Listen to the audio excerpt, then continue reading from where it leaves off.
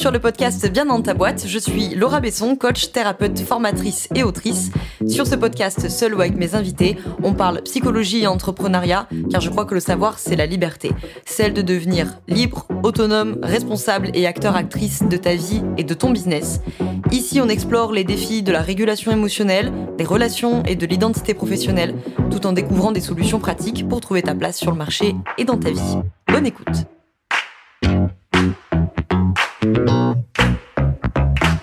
Bonjour à toi, bienvenue dans ce nouvel épisode du podcast Bien dans ta boîte. Aujourd'hui, on se retrouve avec un nouvel épisode du format debug, donc le format court de Bien dans ta boîte pour sauter une épine du pied ou pour nourrir une réflexion. Aujourd'hui, on va être plutôt dans le premier cas de figure puisque, comme tu l'as vu dans le titre, on va parler de la thématique du client qui ne paye pas et particulièrement pour les professionnels de l'accompagnement puisque, n'est-ce pas, c'est le secteur que je connais le mieux. Donc, le bénéficiaire qui ne paye pas, qu'il soit client, qu'il soit patient et qui ne règle pas les séances ou qui ne règle plus les séances, qui les a réglées puis qui les règle plus.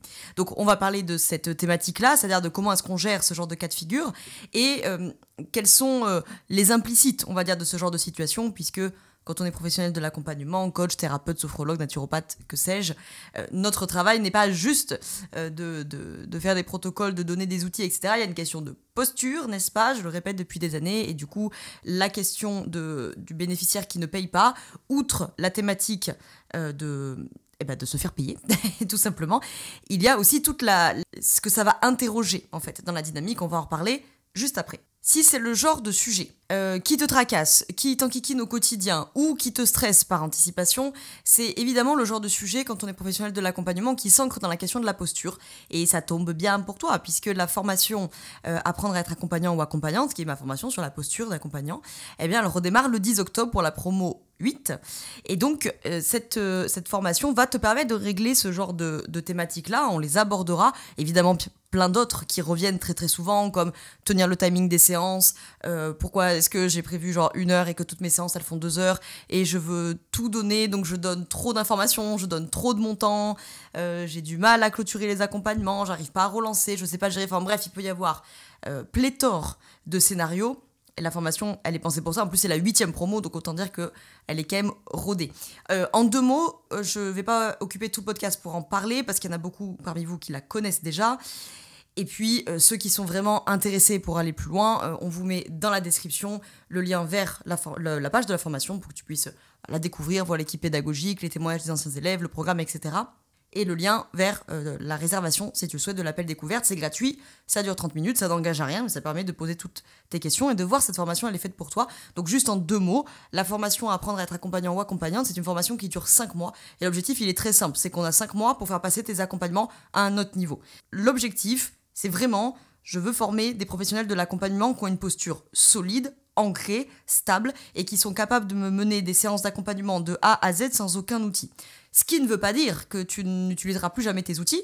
Libre à toi de le faire, mais les outils, on le sait, c'est superflu dans un accompagnement. C'est pas inutile, ça n'a pas d'intérêt, mais c'est la cerise sur le gâteau, si je pourrais dire ça comme ça.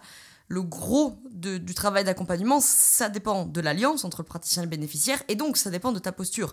Et tu peux faire tous les outils que tu veux, à un moment donné, si tu sais pas relancer, si tu sais pas réceptionner, si tu sais pas réorienter, si tu sais pas réagir, au pire, l'accompagnement va mal se passer, au mieux, l'accompagnement va se passer, mais toi, tu vas être dans un stress constant d'arriver dans tes séances, et si je sais pas quoi dire, et si je sais pas quoi faire, et si j'ai rien à lui proposer. Bah oui, parce que le problème de travailler avec des outils, c'est que le jour où t'as pas l'outil à dégainer, bah j'allais dire un gros mot, tu te retrouves dans la panade, voilà, pour le dire poliment.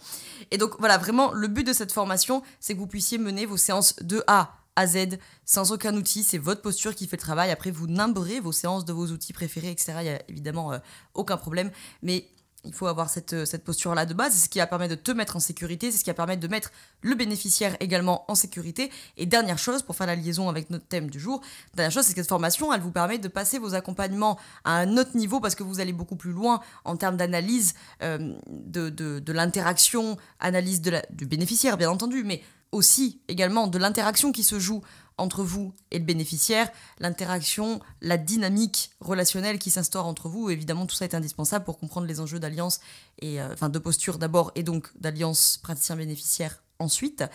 Et tout ce travail-là n'est pas si simple à faire.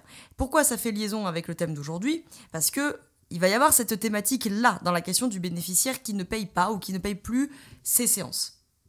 Alors, il y a 2 préambules à faire sur la question du bénéficiaire qui paye pas, ou qui paye plus. Déjà, il faut rappeler, j'enfonce une porte ouverte, mais c'est important de le dire, que c'est vraiment pas des situations faciles à gérer. Donc déjà, je crois qu'il n'y a pas une solution miracle, il n'y a pas un protocole à appliquer, quoi qu'il, pour n'importe quelle situation. C'est pas des situations faciles à gérer parce que ça dépend de beaucoup de facteurs. Est-ce que le bénéficiaire y payait avant et qui ne paye plus maintenant? Est-ce qu'il a toujours été en retard? Est-ce que c'est du retard ou est-ce que c'est carrément pas de paiement du tout? Est-ce que le retard il est de 48 heures ou est-ce qu'il est de 48 jours? Est-ce que le bénéficiaire il a une pathologie? Est-ce que le bénéficiaire il a un suivi également avec d'autres professionnels? Bon bref, voilà, vous voyez, il y a quand même beaucoup d'éléments de contexte à prendre en compte, donc c'est pas des situations faciles à gérer. Et évidemment, le premier truc, là j'enfonce une porte ouverte, vous n'avez pas besoin de mon podcast pour apprendre un truc pareil, c'est de relancer, bien entendu, c'est de faire le mail de relance ou le texto de relance selon comment vous échangez avec vos bénéficiaires. Bon, ça jusque-là, j'ai pas envie d'y passer 4 heures parce que je pense que vous avez vraiment pas besoin de mon podcast pour avoir ça en tête, et j'ai beaucoup de mes collègues coach business qui seront meilleurs que moi pour vous parler de la gestion des impayés d'un point de vue business. Moi je veux surtout qu'on parle d'un point de vue accompagnemental, si je puis dire ça comme ça, et thérapeutique. Donc, 1, relancer le bénéficiaire. 2, s'interroger. Effectivement, qu'est-ce qui se passe? Est-ce qu'il y a des difficultés financières, par exemple, chez le bénéficiaire? Ça pourrait se présenter dans une situation où le bénéficiaire, dès le début, ne paye pas les séances, ou en tout cas il est très très en retard, et en fait il ne t'a pas informé de ces difficultés financières-là, ou en tout cas, peut-être qu'elles se sont présentées entre l'appel découverte et la première séance. Ou, tout simplement, il payait au début, et puis d'un coup, il paye plus, ou il met vraiment beaucoup de temps. Ça peut évidemment interroger sur est-ce qu'il n'y a pas des difficultés financières qui se sont manifestées, qui sont présentées entre-temps. Alors là, évidemment, si tel est le cas, ça va renvoyer évidemment à ton travail, à toi. C'est-à-dire, est-ce que l'entreprise a pensé ce genre de situation? Est-ce que dans l'entreprise, on a des tarifs solidaires? Quelle est la politique concernant la suite de l'accompagnement si le bénéficiaire ne peut plus payer l'accompagnement? Donc déjà, il y a cette thématique-là, c'est-à-dire s'il y a des difficultés financières, ça va te demander de penser, idéalement d'avoir pensé en amont la situation, c'est-à-dire quelle est la politique de ton entreprise dans ce genre de situation. Est-ce qu'on arrête les accompagnements? Est-ce qu'on les continue? Si on les continue, comment? Est-ce que c'est des étalements de paiement? Est-ce qu'il y a des tarifs solidaires? S'il y a des tarifs solidaires, sur quels critères? Bref, il y a toutes ces choses-là à penser, et ça fait partie de votre travail aussi de professionnel de l'accompagnement, d'avoir à penser ce genre de choses. Parce que, évidemment, vous pouvez vous retrouver aussi dans la situation d'un accompagnement qui est très prenant, qui est très intense, dont votre bénéficiaire a besoin. Pourquoi pas même d'un accompagnement qui est pluridisciplinaire, où vous travaillez peut-être de concert avec des collègues psychologues, sophrologues, que sais-je, et que peut-être que vous arrêtez l'accompagnement, ça met tout le monde dans la panade, en fait, et le bénéficiaire en premier lieu, puisque c'est lui qui perd son suivi. En tout cas son suivi complet. Et potentiellement, vous mettez vos confrères et consoeurs aussi dans une difficulté. Donc il ne s'agit pas juste de dire, selon comment vous travaillez, il ne s'agit pas juste de dire, oui, écoute, ma foi, il ne peut plus payer, tant pis, quoi. En tout cas, c'est pas ma manière de pratiquer. Si on n'est pas dans le cas de difficultés financières, soit parce que vous avez l'information, soit parce que tout simplement vous avez posé la question à votre bénéficiaire, vous avez à lui poser la question de pourquoi il y a plus pourquoi les paiements ne se font plus, pourquoi il y a ces retards de paiement ou ces cessations de paiement, tout simplement. S'il n'y a pas de difficultés financières, alors là, ça va poser effectivement d'autres questions. Maintenant, il faut venir s'interroger sur l'alliance et sur la dynamique relationnelle entre vous et votre bénéficiaire. Qu'est-ce qui se passe dans l'alliance? Qu'est-ce qui se passe dans la dynamique? Là, il y a plein de questions aussi à se poser. Est-ce que c'est depuis le début, comme je le disais au commencement de cet épisode, ou est-ce que c'est nouveau et que c'est apparu au milieu de l'accompagnement? Si ça apparaît au milieu de l'accompagnement et que ce n'est pas dû à des facteurs externes comme une difficulté financière, la voiture qui est tombée en panne, un problème de banque, tout simplement, le virement qui n'est pas parvenu, que sais-je. Alors là, il va falloir se poser la question, qu'est-ce qui s'est passé juste avant que les paiements prennent beaucoup de retard ou que les paiements s'arrêtent? Qu'est-ce qui s'est passé? Quel sujet est-ce qu'on a abordé? Qu'est-ce qui s'est passé dans la dynamique? Et tout ça, je vous invite à l'interroger avec votre bénéficiaire. C'est pas la peine de tourner en bourrique tout seul dans votre coin. Ça vaut le coup peut-être d'y réfléchir tout seul dans votre coin pour réfléchir comment vous allez amener les choses, si c'est un peu touchy pour vous et ou pour le bénéficiaire, parce que peut-être que c'est un des sujets qu'il est venu bosser en accompagnement, et là, en quel cas, il est évident que c'est pas anodin. Rappelez-vous aussi que la question de l'argent qui transite entre un praticien et un bénéficiaire, pas que, mais là c'est notre sujet du jour, l'argent qui transite parle de la question des dettes dans la relation. Donc l'argent est une manière matérielle, si je puis dire ça comme ça, que nous avons dans la relation d'illustrer l'état d'endettement de la relation. Donc le bénéficiaire qui d'un coup s'arrête de vous payer, et encore une fois, on enlève le scénario où c'est dû à des facteurs externes, alors là ça va quand même poser la question de qu'est-ce qui se passe en termes d'endettement, en termes de transactions. Ça vient questionner quand même la perception de ce qui est donné, de ce qui est reçu, de ce qui est à recevoir dans le futur de la relation.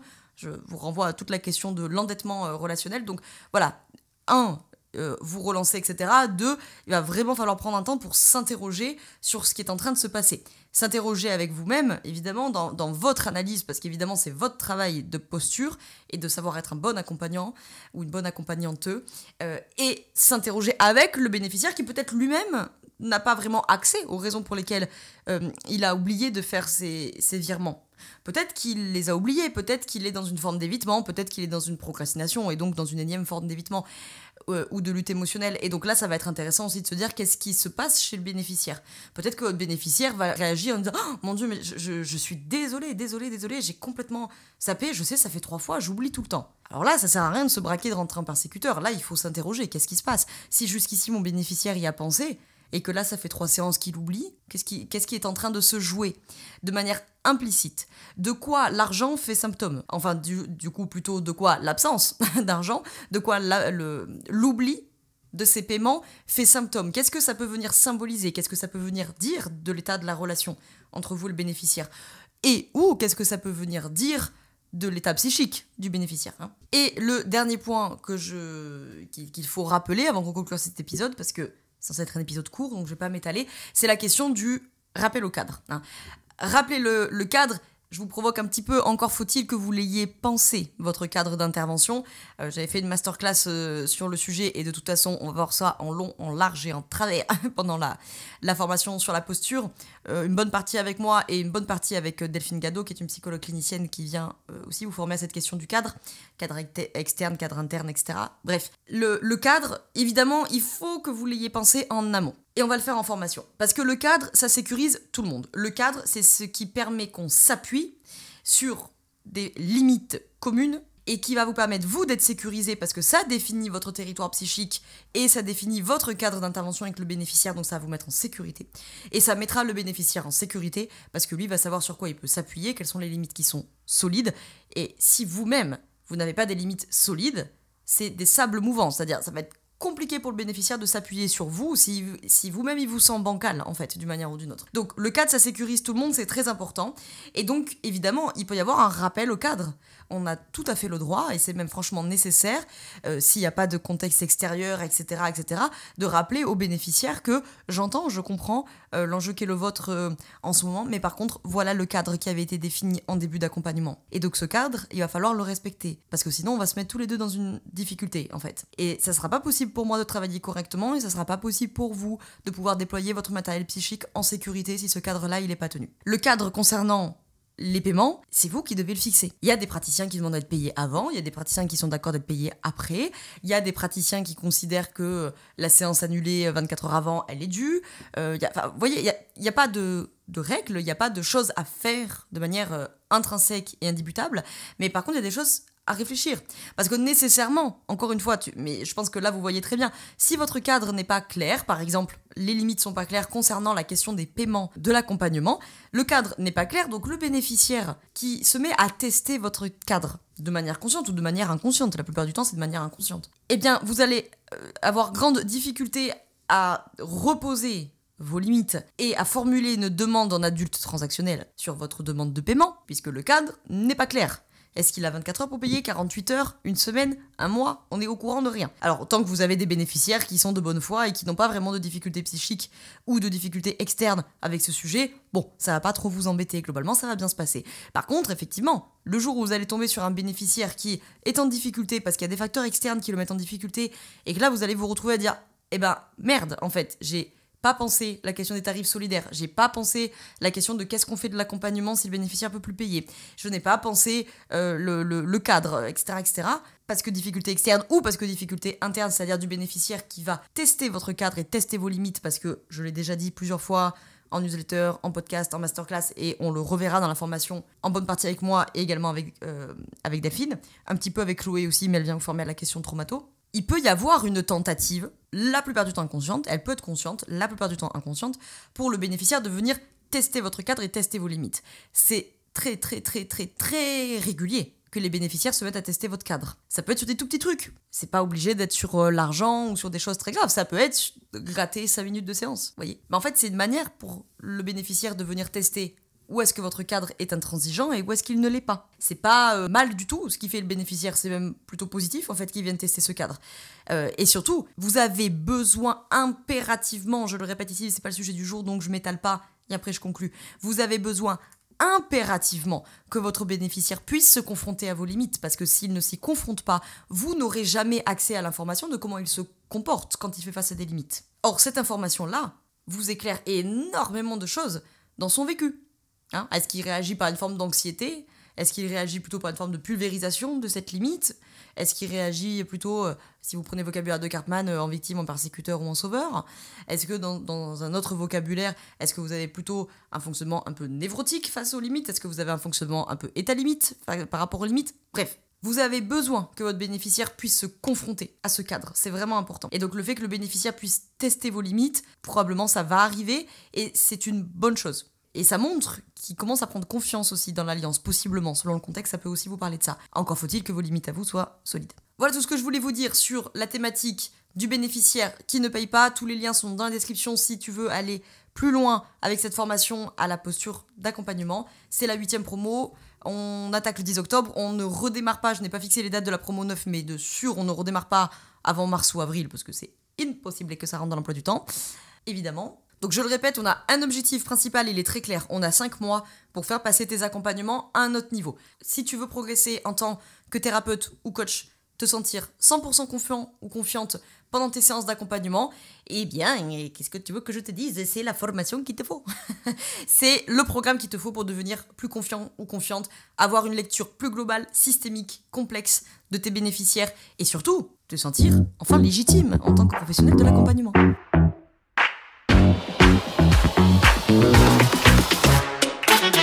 Je te remercie d'avoir écouté cet épisode jusqu'au bout. Tu peux retrouver l'ensemble des informations et des liens en description de cet épisode. Si tu as des idées, des suggestions ou si tu as tout simplement aimé cet épisode et que tu veux me le dire, direction Apple Podcast pour laisser un commentaire et 5 étoiles. C'est ce qui permet au podcast d'aider plus de personnes et ça permet aussi de me soutenir. Tu peux aussi partager cet épisode à un entrepreneur ou une entrepreneuse qui pourrait en avoir besoin. Je te souhaite une très belle journée ou une très belle soirée selon quand tu m'écoutes et surtout, je te souhaite d'être bien dans ta boîte. Ciao, ciao.